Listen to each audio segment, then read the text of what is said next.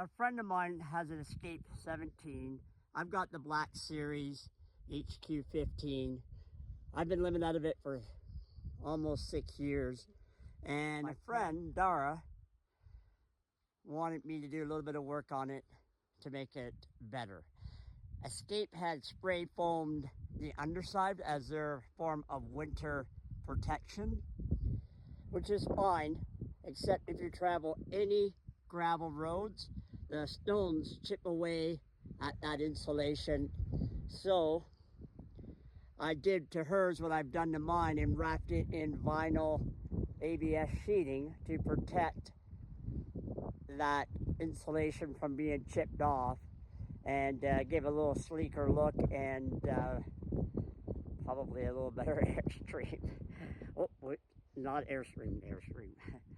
And also she wanted to upgrade her solar. Now it came with 190 on the roof, a couple AGM batteries, and a inverter. So she could get 120 if she was plugged in to 120, but it didn't charge her batteries. Only the solar was charging the batteries, which seems kind of cheap to me. But so anyways, we put in the Victron inverter.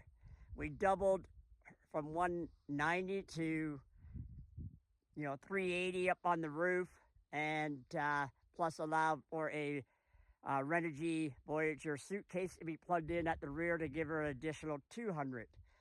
We used Epoch 300 amp hour battery, so she'll have tons of power. And so this is on just a little history reference for my friend, and because I'm not an Escape guy, although I am doing a good job at escaping. I should add to that this is going to be part 2 of 2, just to keep the two subjects separate, and the video length, for those who are interested in one or the other, either the wrapping of the underframe or the solar upgrade. So this is part 2. We'll be wrapping the frame in ABS sheeting. So here I am wrapping another trailer. So basically this is an Escape 17, and what I've done is I've added aluminum angle to the frame so that I could drop a 6-inch piece down, because this portion of the insulation of the front of the trailer is much lower. And they insulated the floor area and the water tank, so they sprayed it. But the problem is, going down a gravel road, stones end up hitting the front and chipping it all away. So it's been refoamed and painted once by them as in Escape. So what I've done is I bent a ABS sheet 5 inches straight up, attached some angling to here so that I create a box from the rail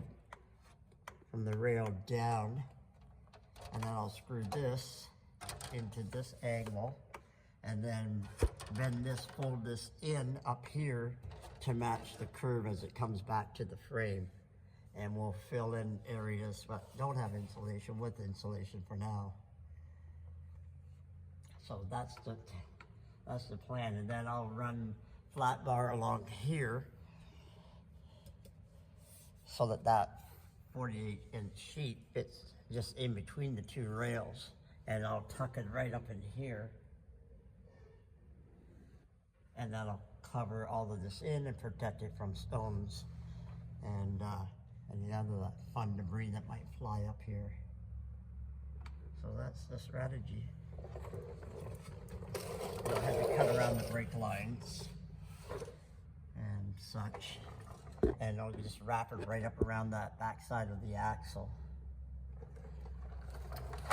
And then on the other side, you can see how it's humped out past the ABS. On the outside is the drain for the gray and black, I believe. So I'll have to figure something out for that when we get there. So, all right, so we're wrapped back here to the axle, wrapped around and sprayed in the white foam. Now I'm going to apply ABS sheeting from that angle straight back over this insulated tank, and then drop it 90 degrees up to attach up in here, and then sidewall like I did up front.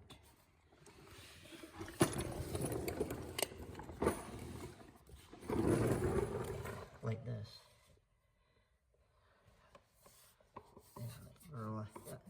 Gorilla tape, the waterproof patch tape is awesome. Pricey, but awesome. Okay.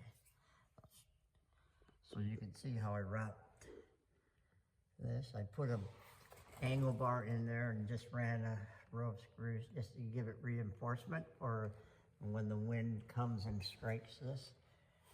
So you can kind of get a look at it from afar. So it's all tucked right up inside with the flat bar aluminum.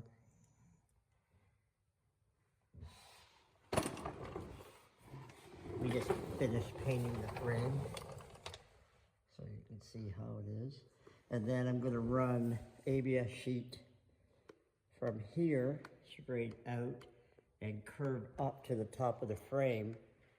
And then that will protect this bar that was really pitted and rusty. And also make for a nice wind deflector to carry on with the rest of the trailer. So now for the front, because she has this storage container in front of the trailer, I brought the ABS all the way up to the front and then turned it upwards.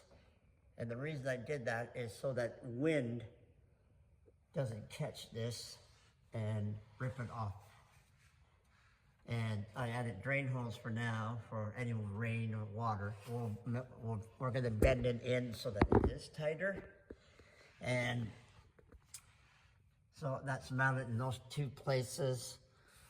I reinforced where the bends are on the two corners, and added a drain, 2-inch drain for any water that gets in there, and a little drain on each corner as well. So now when she's driving, she'll get a nice flow aerodynamically. I don't know if I can give a good show of that or not. You can see how it is. And then the seam is right underneath her stabilizer, so they hold the end of this up. So that's the drain. This is one sheet from right here, from in front of her, all the way to here, to the stabilizers. And then the second piece continues on to wrap what I'm guessing is a gray water. And I'll put a nose piece on, which is right there, to keep the stones from chipping away at that insulation. So this will make a nice clean finish. So you can see how it's tucked in there and then arcs down for the flow. And then the same with that, the rear. So here's how it looks on the sides. And here I'm not finished yet, but you can get an idea how they foamed in the tanks. I've added insulation as well in between the two fold areas where it dips. And I'll cover in this side like I did on the back. We used 2 sheets of ABS, and we decided to wrap the back portion because I had this one big piece. So now we're just using corrugated plastic to do it. But then you can see how this nicely all just flows, and it has a dip in here.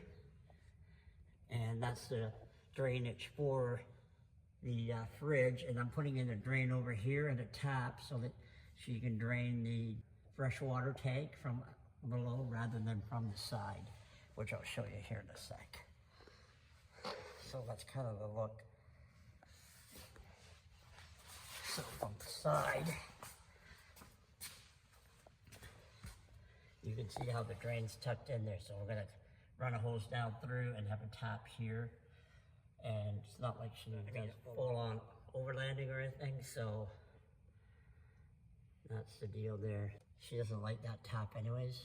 It's hard to reach, hard to turn, so we'll put a regular outlet here. And she can drain the tank whenever she needs to. That's the deal. And you can see here what I mean by this is the gray tank. I've added in some aluminum. It's this nose piece is gonna go up on here. But we'll get there when we get there. And we painted the frame with Hercules. So here it is. We wrapped the front ABS around the storage container so no wind would catch it. And then the ABS covers the entire frame. Deflects it away to protect the spray foam insulation that the ECASPE used to insulate the gray, black, and drinking water, general water tank, freshwater tank. And in doing so, they created too this big kind of bogus end here where the piping is for the black and gray. So I got ABS on the front, followed by corrugated plastic, just to help protect it from losing its insulation. And for an example of that, here's how it kind of looked. And I've foamed it in places to keep mice out.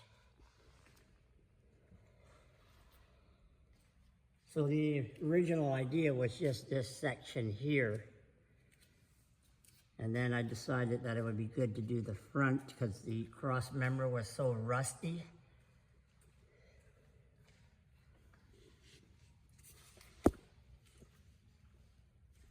And I put in some drains in case any water or condensation does build up. Put them in the low spots. So that's a drain, one of the drains. It's a 1-inch drain here, 1-inch drain in the middle, and then one off over to that side. And when I originally did this, I wrapped it around the 2-inch axle and added that 2-inch aluminum angle with the future intent of wrapping the back. So it ended up, we had some ABS, so we wrapped it. The white pipe is the drain for the fridge. And I also put a drain in here. All right, so after thinking about it and wondering if that hose would bend enough, it's kind of bending to the left and then bending outward in order to make the bend without kinking. And it's just on there with some clamps and then an adapter for the faucet. But now that I have it there, that gets it off of here where I made a vent for should this ever leak. And now I'm going to insulate in there. That's a good 6 inches back in there. And then I'll drop this plate over top to finish that off. Sweet.